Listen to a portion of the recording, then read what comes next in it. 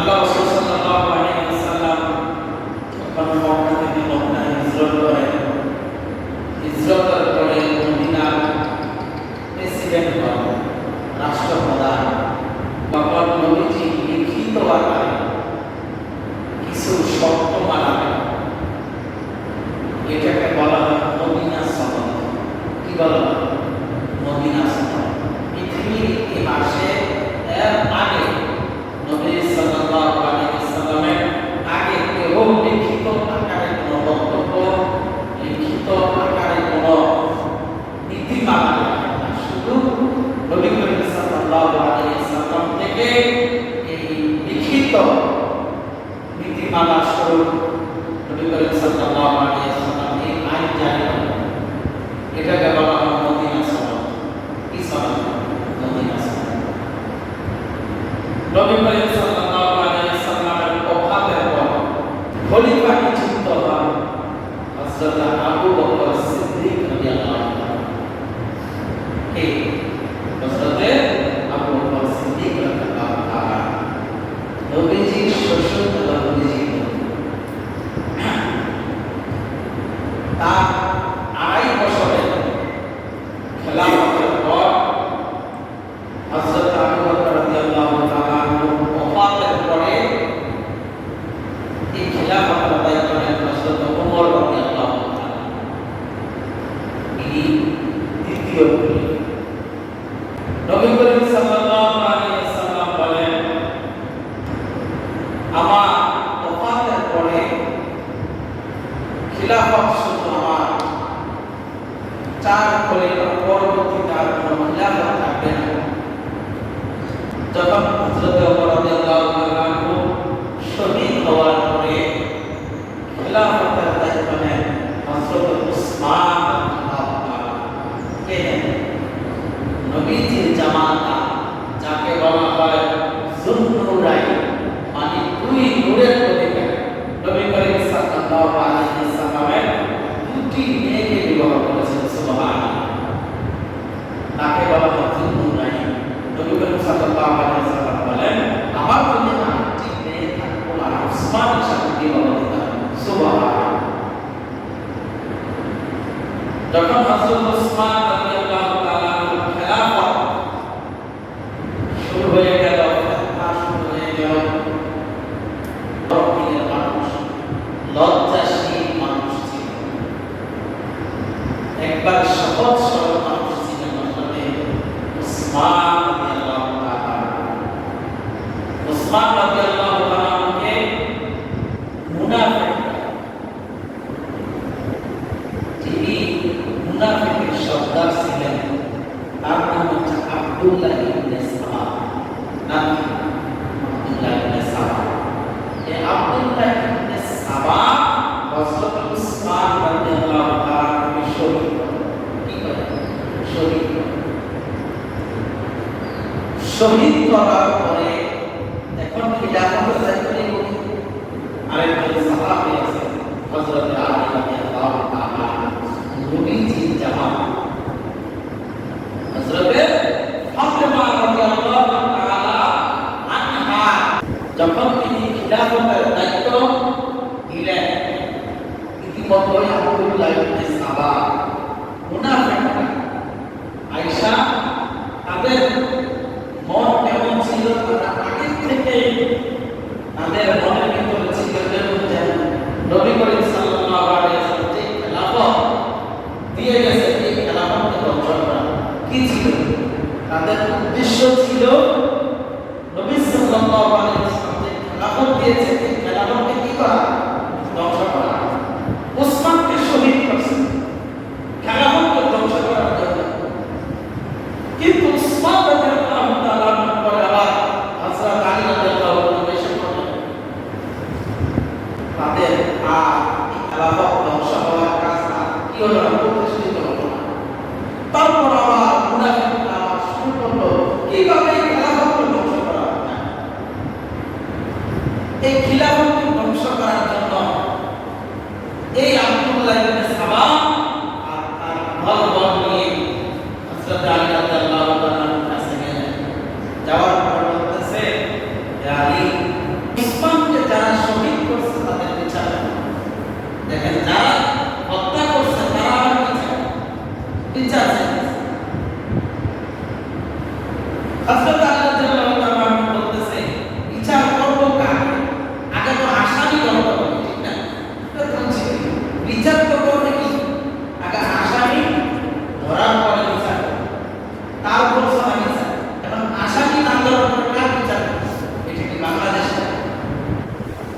যে খুন করে বিচার হয় না, যে ধরিয়ে দেয় তার বিচার হয়, ঠিক কিনা?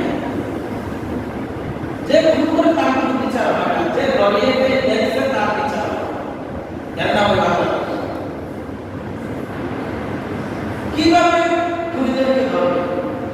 নির্দোষ মানুষ, খুন করে না, খুনের সাথে জড়িত না, কিছুই না, রাস্তা থেকে একজন তুলে নিয়ে গেছে, বলছে তুই তা 30 বছর 35 বছর পরে ঘোষণা আসে সে নির্দোষ। এই 35 বছরের হিসাব দিবে কি? একজন মহিলা 40 বছর পর সাজা, 40 বছর পরে আদালত রায় আসছে সে নির্দোষ। বলেন এই 40 বছর মহিলাকে জীবন থেকে নিলেই এটা হিসাব দিবে কি? 40 বছর ঘোষণা আসছে সে নির্দোষ। চিন্তা করছেন? এই আব্দুল্লাহ ইবনে সালাহ রাদিয়াল্লাহু আনহু উসমান রাদিয়াল্লাহু আনহু বাবা বিচার চায় কার কাছে?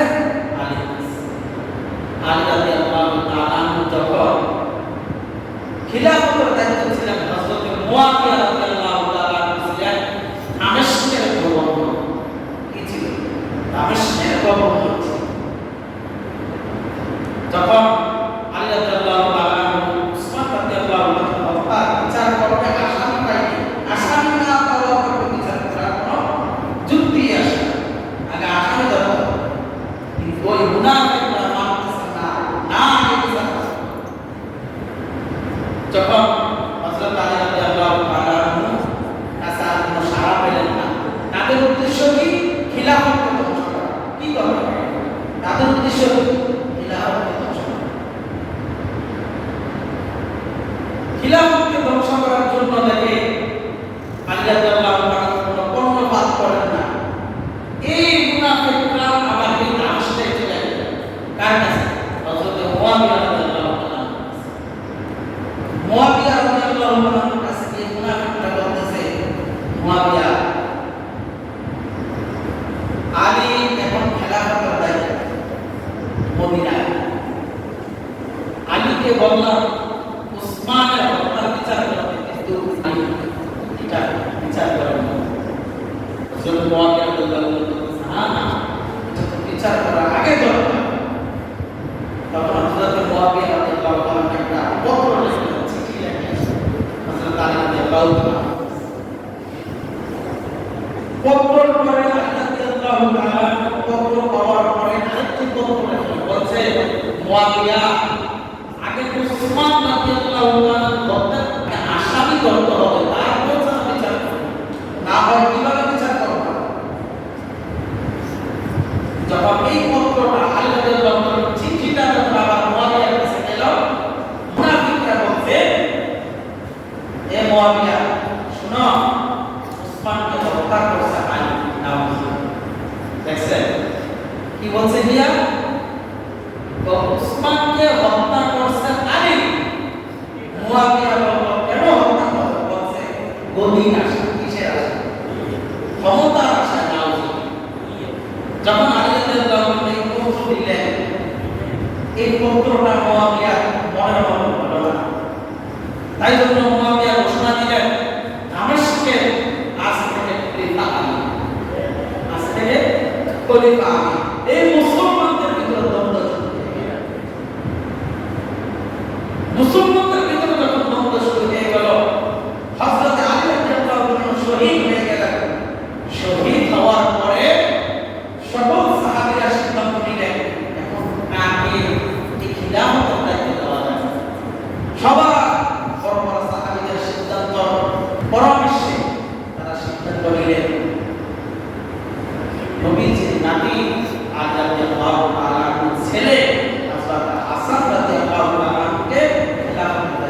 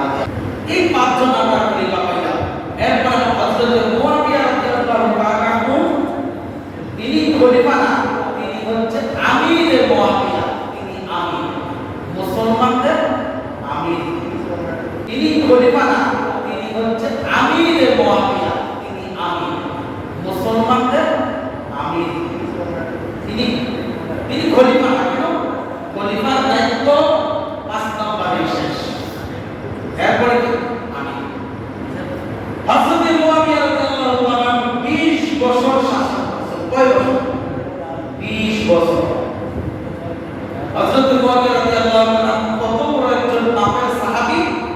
নবী করিম সাল্লাল্লাহু আলাইহি ওয়াসাল্লাম বলেন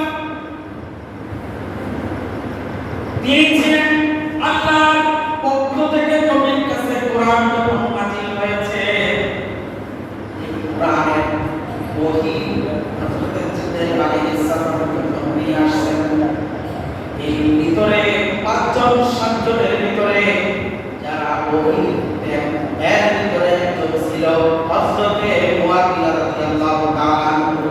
সুবহানাল্লাহ। হযরত মুআবিয়া ছিলেন কাতিবে ওহী, যাকে বলা হয় ওহী লেখক। কি ছিলেন? ওহী লেখক। মুআবিয়া রাদিয়াল্লাহু তাআলা 20 বছর ক্ষমতার পরে তিনি শেষ বয়সে এসে বলতেছে, আমার দায়িত্ব পড়ে অত্যন্ত রাজনৈতিক পঙ্কা, যার বেশি পাঠিয়ে দেওয়া হবে, তিনি তার ছেলে ইয়াজিদকে নেতৃত্ব দিলেন। এই মুসলমানদের আমির বানালেন কাকে?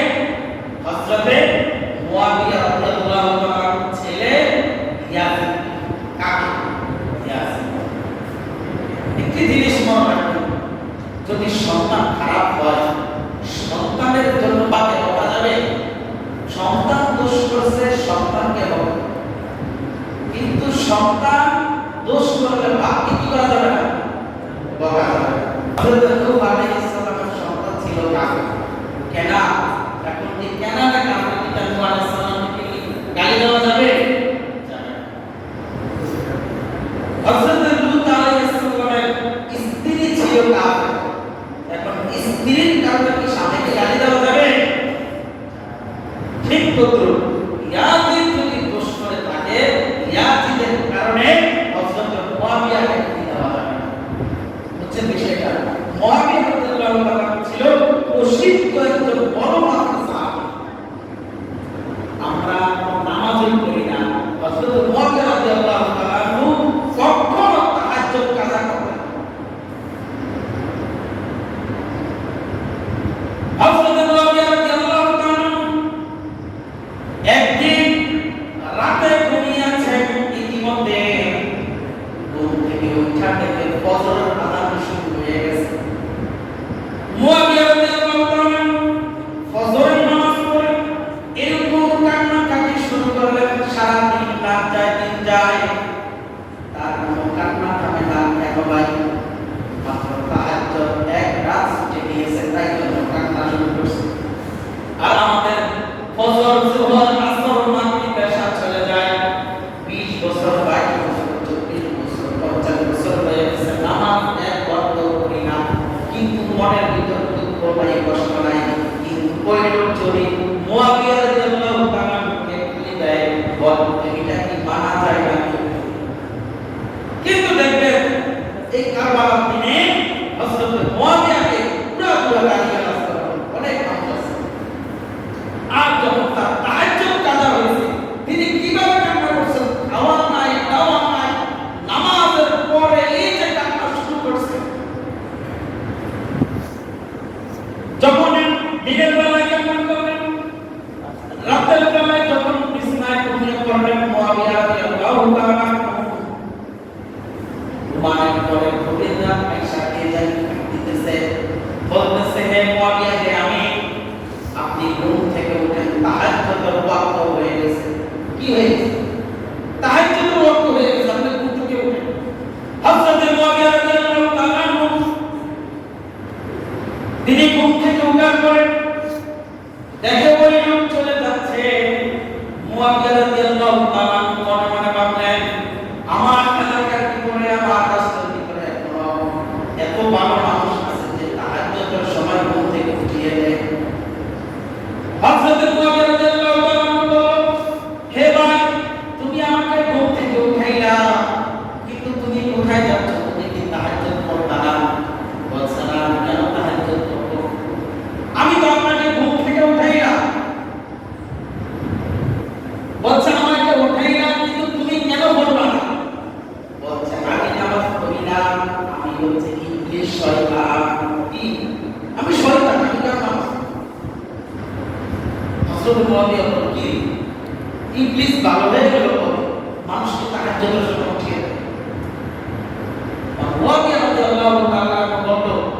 ইবলিস তুমি কেন আমাকে ঘুম থেকে উঠাইয়াছ? আমি কি বলো, আমি কি আপনাকে আসতে আবার ঘুম পাড়াইয়া আবার কি আমি আবার ভুল করবো নাকি? বা কি ভুল করছো বলো? আপনাকে গত রাত্রে শরীর ঠিকঠাক ঘুম পাড়াইছিলাম, তাহাজ্জুদটা আপনার কাজা করাইছিলাম, কিন্তু আপনি ফজর নামাজ পড়িয়া এরকম কান্নাকাটি করছেন। আল্লাহ আপনার কান্না দেখা মায়া লাইয়া আপনাকে আল্লাহ দিচ্ছে 100 বছর তাহাজ্জুদ পড়লে এরকম দেখ পাইতেন না। সুবহানাল্লাহ। আমি যে আসতো ঘুম পাড়াই আল্লাহ তাআলা 100 বছরের তাহাজ্জুদের সওয়াব দিয়ে এদিকে একটা ডাক দিয়ে আইসা প্রতিদিন রাত্রে আইসা একটা ডাক দিব, বাস আপনার তাহাজ্জুদ করে যাবেন। এই হলো শয়তান। হযরত মুআবিয়া রাদিয়াল্লাহু তাআলা আনহু ছেলে কে ইয়াজিদকে যখন ক্ষমতা দিলেন, এই মুহূর্তে হযরত হুসাইন রাদিয়াল্লাহু তাআলা আনহু তখন মদিনায়, কিন্তু মদিনাবাসীরা এটা মানে না নবীজির নাতি থাকতে কেন ইয়াজিদকে ক্ষমতা দিলেন। তখন মদিনাবাসীরা সবাই চিন্তা করলেন এটা তো দরকার ছিল, তোমার হক বেশি তোমার পাওয়া। ইয়াজিদ ক্ষমতা চালাইতেছিলেন, ইতিমধ্যে কুফা থেকে চিঠি আসলো, হুসাইন নবীজির নাতি আহলে বাইত, আপনি হচ্ছে খেলাফতের হকদার, আমরা ইয়াজিদকে গভর্নর মানি না, সরকার মানি না, আপনাকে মানি, আপনি আমাদের কাছে আসেন। আমরা তো কুফা থেকে এত দূরে গিয়া এত মানুষকে আপনার কাছে বায়াত করতে পারবো না, আপনি যদি আসেন আপনার কাছে বায়াত হবে, আপনি আমাদের খলিফা হবেন। হযরত হুসাইন রাদিয়াল্লাহু তাআলা বিশিষ্ট সাহাবীদের কাছে এই কথা বলেন, আমাকে তো কুফাবাসী, আর কুফাবাসীদের একটি গোষ্ঠী ছিল, তারা যদি চাইতো সরকার নামাইতে পারতো, তারা যদি চাইতো সরকারকে ক্ষমতায় আনতে পারতো, এরকম গোষ্ঠী ছিল তারা, অনেক বড় কুফাবাসীর গোষ্ঠী ছিল। এত বড় একটা দল, তারা চাইতেছে ইয়াজিদকে তারা গভর্নর মানে না, সরকার মানে না। এখন ইয়াজিদকে যদি না মানে তাহলে একটা ফিতনা শুরু হয়ে যাবে। তাই জন্য হুসাইন রাদিয়াল্লাহু তাআলা তাদের কাছে পরামর্শ নিলেন, সাহাবীদের কাছে। সাহাবীরা বলল, হ্যাঁ তোমার কথা বেশি, তুমি যদি খেলাফতের দায়িত্ব দাও তাহলে সবাই সুন্দর ভাবে দেশে বসবাস করতে পারবে। এখন এই কথা বলার পর হযরত হুসাইন রাদিয়াল্লাহু তাআলা বলতেছে, আমার কাছে কুফাবাসী চিঠি পাঠাইছে, একটা না হাজারের উপরে চিঠি পাঠাইছে, বলছে আপনারা আসেন, আপনারা আসেন, লাখ লাখ মানুষ আপনার কাছে বায়াত করে। তখন সাহাবীরা বলছে, শোনো হুসাইন, তুমি নবীজির নাতি, কুফাবাসী সবকিছু সুন্দর, কিন্তু তাদের জবান কি নেই, তারা সকালে যেই কথা বলে বিকালে বুঝে না, আবার বিকালে যেটা বলে রাত্রে বুঝে না। সাহাবীরা বলছে, তুমি কুফা যাওয়ার কোনো দরকার নেই, কিন্তু ওদিক দিয়ে আবার তারা চিঠি পাঠিয়েছে। তখন হযরত হুসাইন রাদিয়াল্লাহু তাআলা সাহাবীদের পরামর্শে হযরত হুসাইন রাদিয়াল্লাহু তাআলা চাচাতো ভাই মুসলিম ইবনে আকিলকে তারা কুফাতে পাঠাইলেন।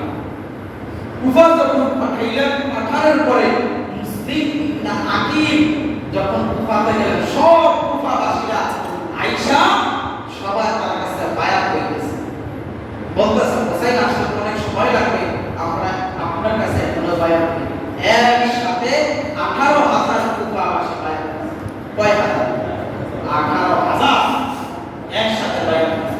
তাদের আপ্যায়ন এরকম ভাবে শুরু করেছে মুসলিম ইবনে আকিলের কাছে।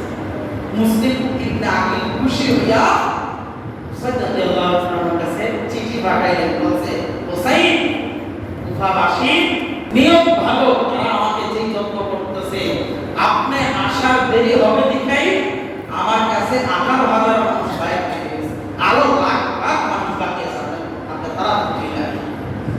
হুসাইন রাদিয়াল্লাহু তাআলা যখন চিঠি পাইলেন, চিঠি পাওয়ার পরে গুপ্তচর, কুফার ভিতরে গুপ্তচর আছে, যেমন ইরাক ইসরায়েল যুদ্ধ হয়েছে, ইরানের উপর গুপ্তচর পাইছে 4000 বছরে ইসরায়েল মুসা এরকম গুপ্তচররা ইয়াজিদের কাছে গেছে।